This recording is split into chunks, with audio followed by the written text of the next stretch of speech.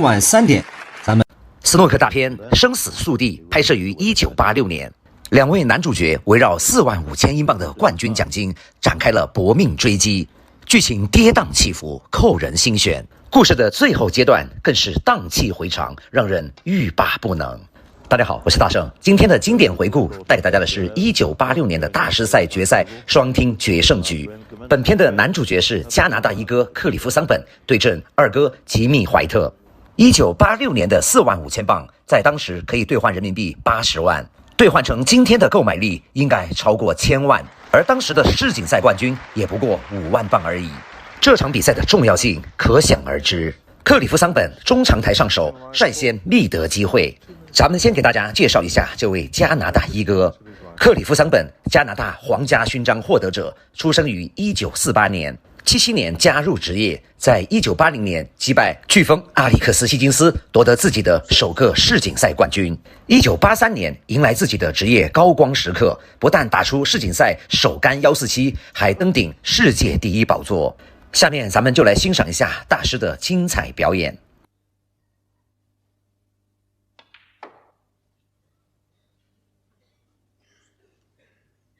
10.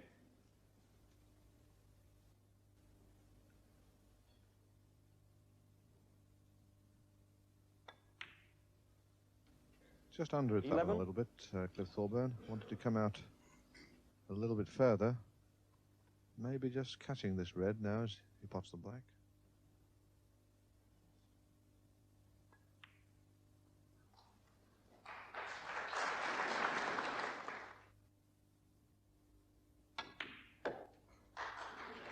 $19.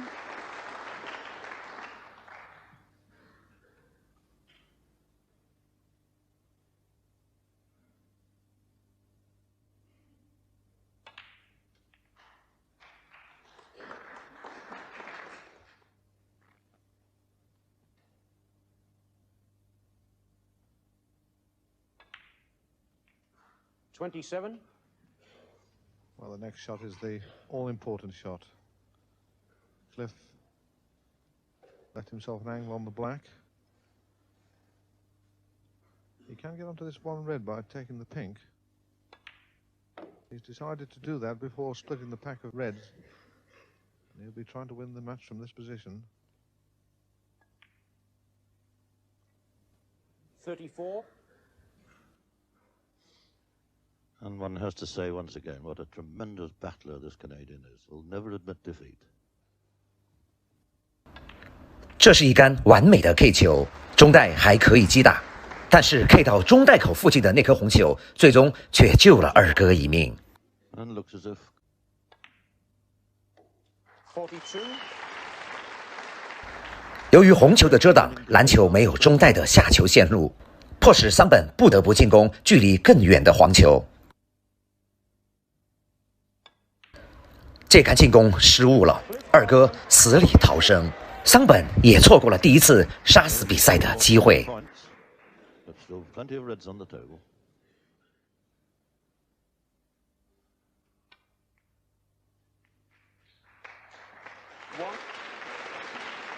打进这样一颗简单红球，都能引得现场观众如潮般的掌声，二哥的人气可见一斑。但是接下来，二哥却打丢了这颗近在咫尺的黑球，这样的场景，咱们是否感到无比的熟悉？一番防守之后，桑本再次觅得良机，张弓搭箭，远台命中。此时的桑本领先了42分。一番慎重考虑之后，由于领先优势巨大，桑本并没有选择去攻击靠近底岸的黑球，因为如果一击不中，黑球必定会被解放出来。这样的举动也引来了观众的阵阵嘘声，桑本也就此错过了第二次杀死比赛的机会。此时的二哥感觉心态已经快要崩溃，进攻防守都毫无章法。这杆防守又再次给桑本留下了一颗中远台的进攻机会。面对这样的机会，桑本手起刀落，再次上手。Just the one red that will go, the one 现场的导播也标注出了红球堆下方那颗可以进攻的红球。He can give himself a chance at that red, but don't think he can get on it really well. 推杆一库力量稍微大了一些，但是还可以接受。Well, he's on the red, but I doubt whether he'll take it on. 击打这样的贴库球，秘诀就是趁白球不注意的时候捅他一下。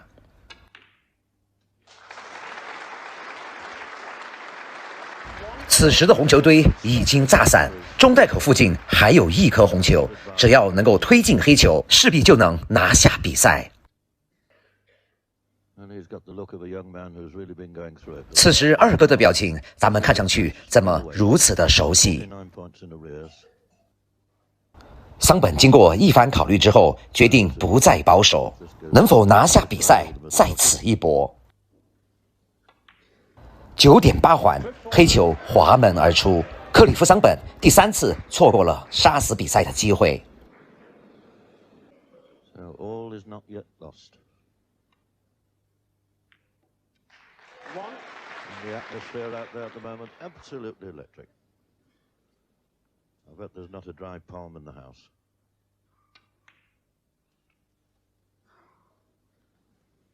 Six.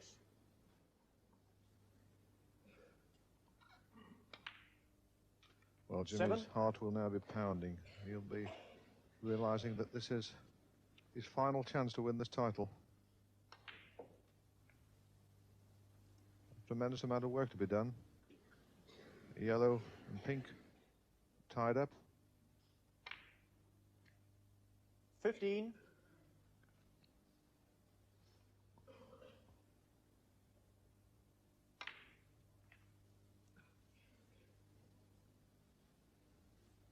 $22.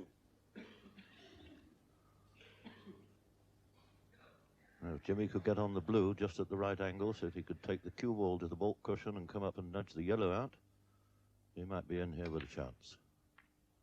That's obviously 23. what he's got in mind. 现场的导播也非常的专业，提前就给出了这颗 K 球的线路。咱们看一下二哥 K 球的效果。哇哦，堪称完美。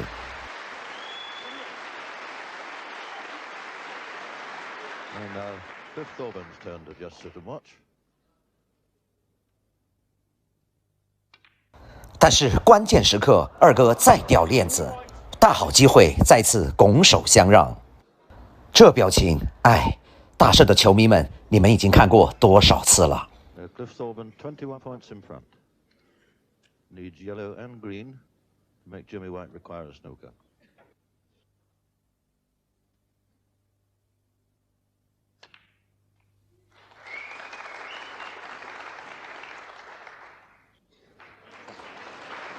打进黄球之后，桑本领先了23分。只要推进这颗中袋的绿球，就可以拿下比赛。 Getting on the brown, he can just concentrate on potting the green.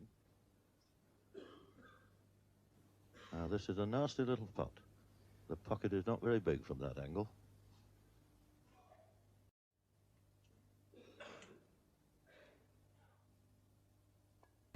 绿球滑门而过，桑本第4次错过了杀死比赛的机会。 In fact, missed that by quite a long way. Three he is at this moment. 二哥上场之后，冷静地选择了一杆防守。这杆防守有问题吗？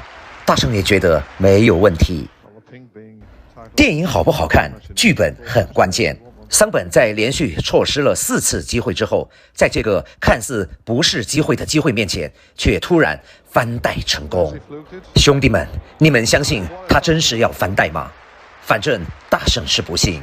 就这样，克里夫桑本莫名其妙的超分了。 Absolutely devastated. Well, that was quite extraordinary. All the hard work that both players have put 刚刚尝到甜头的桑本想依葫芦画瓢，再次复制一个。我想这才是你的真实水平。 Thorburn, 3.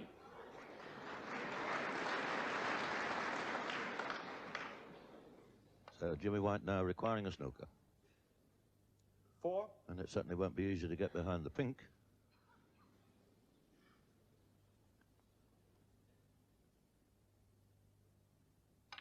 此时的二哥感觉有点破罐子破摔，不但打进了咖啡，甚至连篮球也都打进，剩下2颗球，你该怎么做？ Corbin needs to do after that is trickle the pink over the hole. 果然出了问题，桑本只要推进这颗粉球，一切便都结束了。这可是1986年的45000磅。屏住呼吸，走你！桑本就这样第6次错过了带走45000磅的机会。不过一切都还好，毕竟我已经超分了。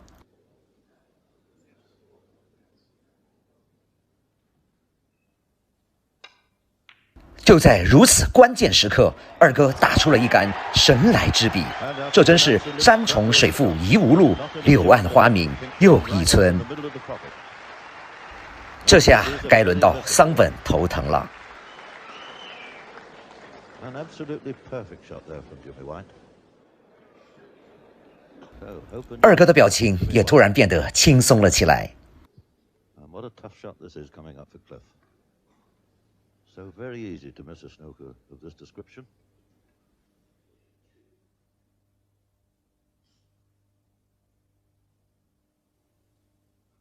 看一下桑本的解球，擦肩而过，这正印证了那句古话：只要我不慌，慌得变一定是你。这是哪位古人说的？哪位兄弟帮大圣考证一下？ Away. 现在分数虽然够了，但是还要考验二哥的心脏。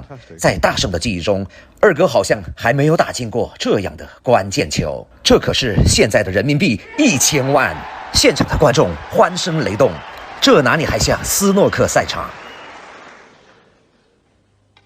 最后的黑球，二哥一击而中。比赛的最后阶段可谓生的光荣，死的突然。这场被评为1986年的最佳斯诺克大片《生死速递》送给你，希望大家能够喜欢。1000万现大洋，二哥带走，你的心留给大圣。回顾大师高光时刻，关注大圣撞球频道，经典永流传。谢谢您的支持，我是大圣。这个孩子自带 BGM， 在英国他被称为奥沙利文武士。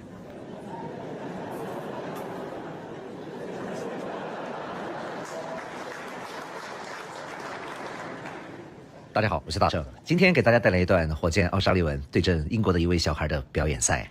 很巧的是，这个孩子的名字也叫诺尼，因此英国的观众把他称为奥沙利文武士。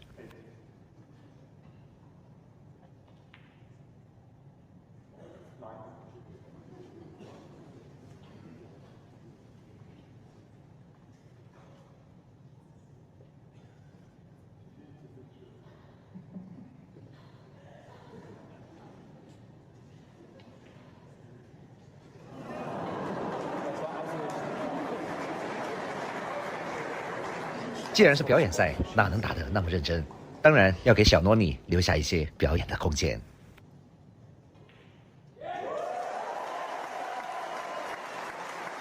孩子，你的这颗进球让我想起了大澳的周小龙。打进这颗进球之后，你仿佛已经赢了6届世锦赛冠军、千杆破百的奥沙利文一世。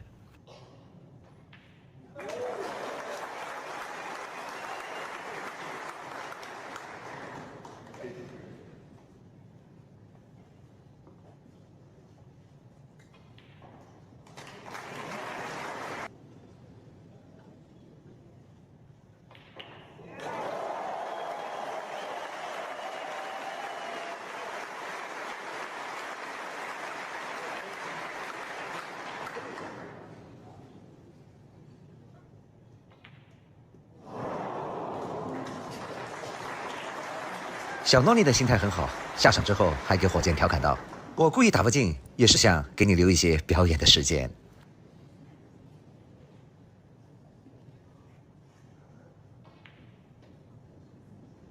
这咋好意思，兄弟？他们看我都已经烦了，还是把时间留给你。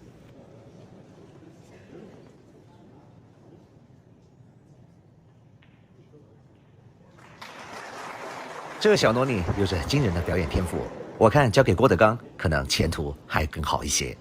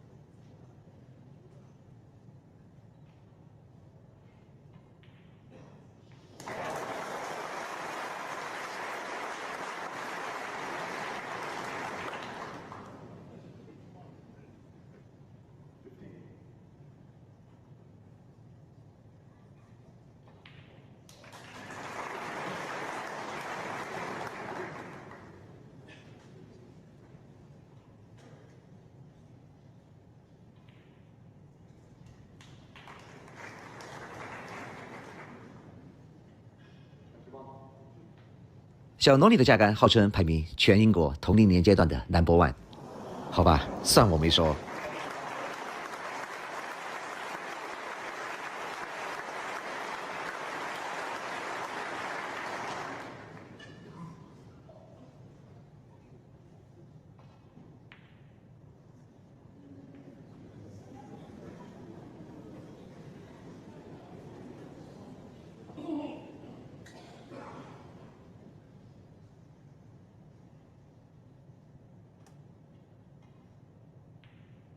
这个中带还有一点奥沙利文武士的影子。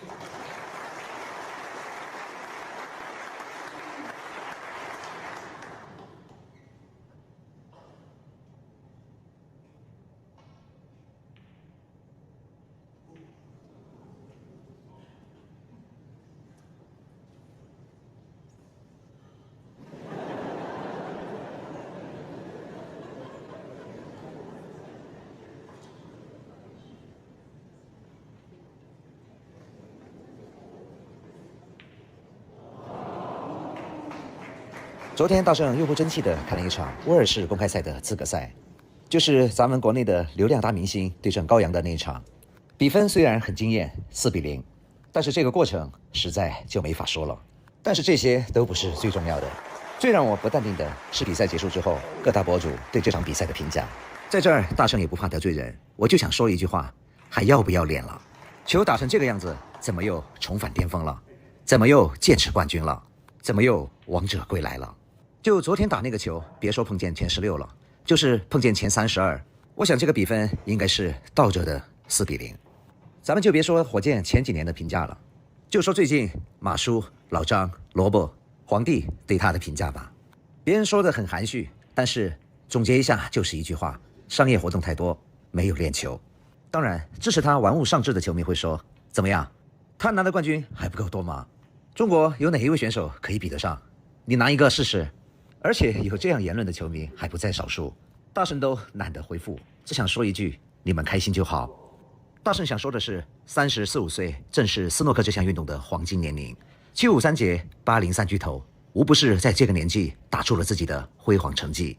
不奢求他像753节这3个老家伙这么敬业，至少克鲁斯堡他还没有登顶过，就不能称为真正的世界冠军。大圣每次都不争气的继续看他的比赛，就是想看到他有真正的反思过，实现真正的王者归来。但是至少目前我没有看到。今天的二哥吉米怀特打得再差，咱们都会报以热烈的掌声以及崇敬的目光，因为二哥为了自己的理想从没有放弃过。业精于嬉而荒于嬉，小时候的那部动画片《骄傲的将军》，我希望他再翻来看看。本不想说，但是又说了那么多废话，大家今天就当我是唐僧好了。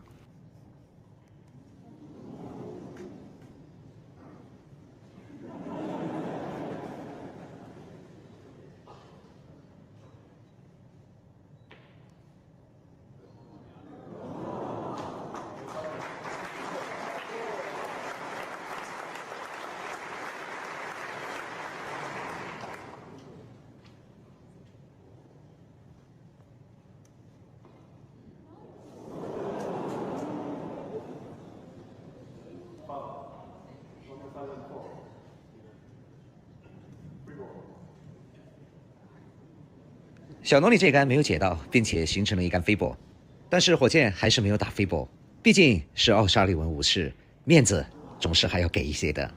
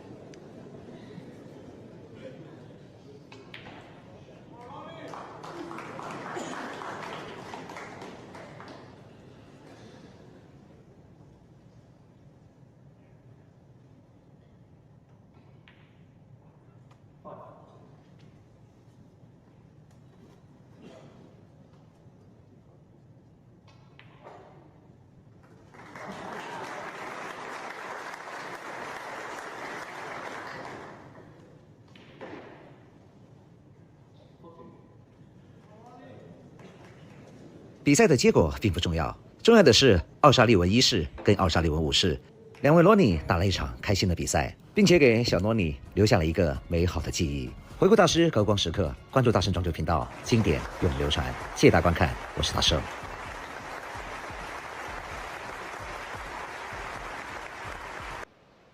哎，看一看，注意别把左侧的红球给它赶到袋口去，这个球要注意。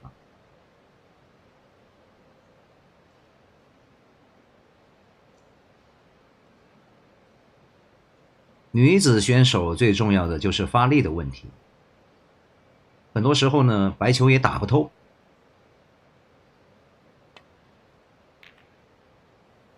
哎呀，刚刚在提醒你啊，小白，注意这颗红球不要赶到袋口，如果你没有把握的话，那就打下面贴库的那颗。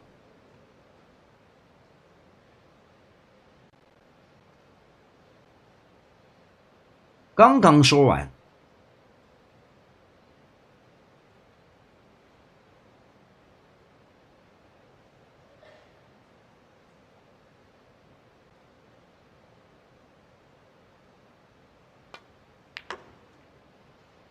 哎呀，可惜。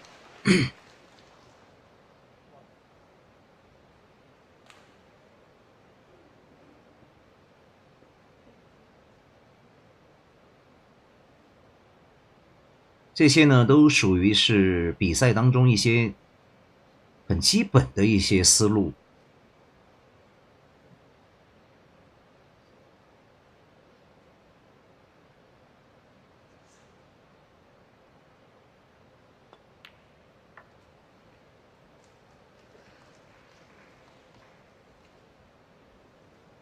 他这个白球呢，也是有点失控了。现在，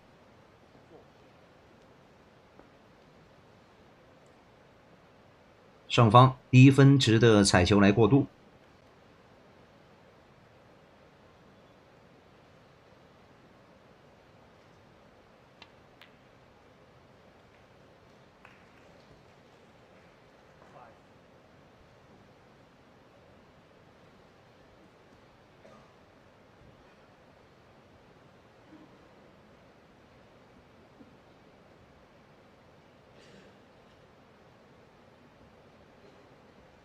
现场也给不到这个机位，我们不知道这个球有没有右侧的底袋。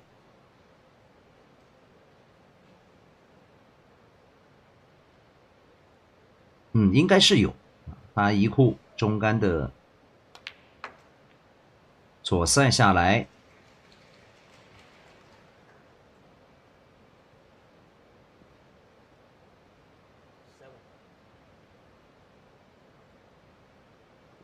待会儿呢，就看这颗彼岸的红球的处理。哎，还是那句话，脸盆大袋口，不需要 K， 直接单叫就行。所以说这个袋口大，它对打球的思路都是有影响的。你看啊，它这个角度就可以直接单叫了。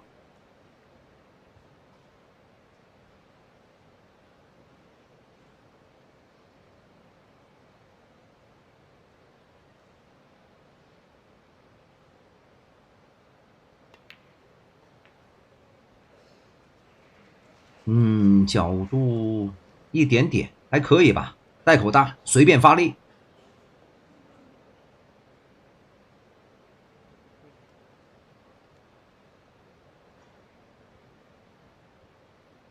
推两库起来。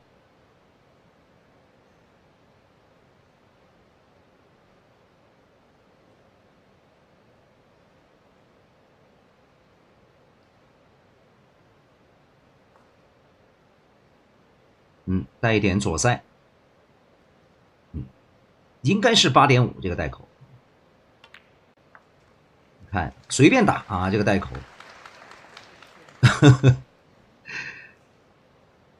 跟灌篮一样，灌篮高手。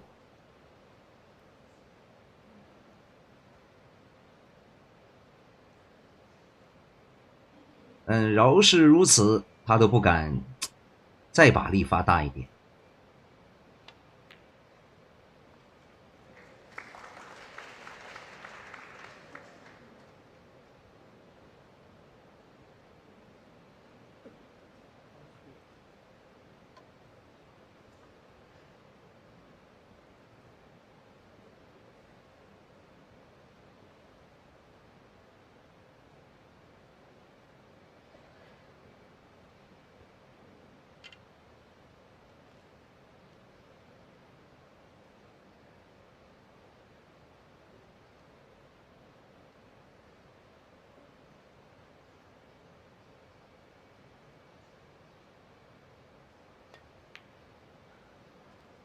啊，这就属于太妹心虚了啊！这个球呢，正确的打法，绕库啊，过来。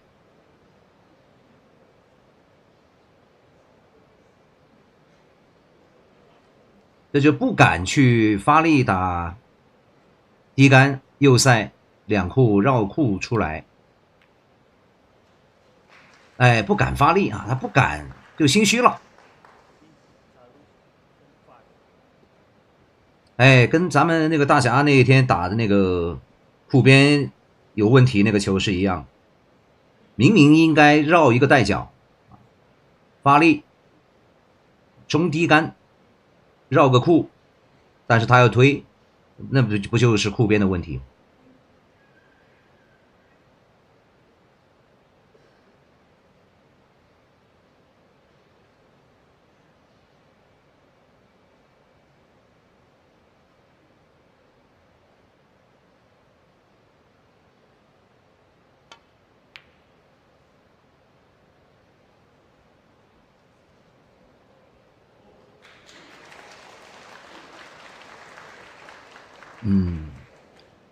轻了一点点，没有挡住。